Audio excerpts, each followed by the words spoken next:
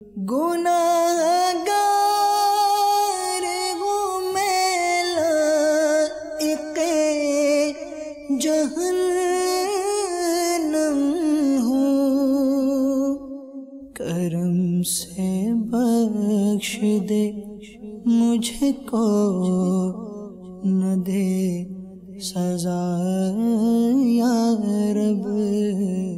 حضرت سیدنا انس بن مالک رضی اللہ تعالی عنہ سے روایت ہے، نبی کریم رؤوف الرحیم علیہ افضل الصلاۃ والتسلیم نے حضرت جبریل علیہ السلام سے استفسار فرمایا کہ کیا وجہ ہے میں حضرت میکائیل علیہ السلام کو ہنستے ہوئے نہیں دیکھتا؟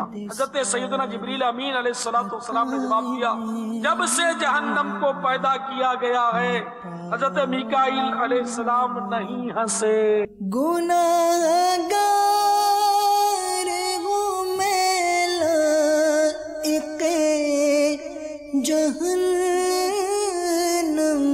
ہوں، کرم سے بخش دے مجھ کو، نہ دے سزا یا رب۔ معصوم فرشتہ جو ملائکہ کا رسول ہے، جہنم جب سے پیدا ہوا خوف خدا کی وجہ سے اس کو کبھی ہنسی نہیں آئی، اس طرح وہ ڈر گئے اللہ سے۔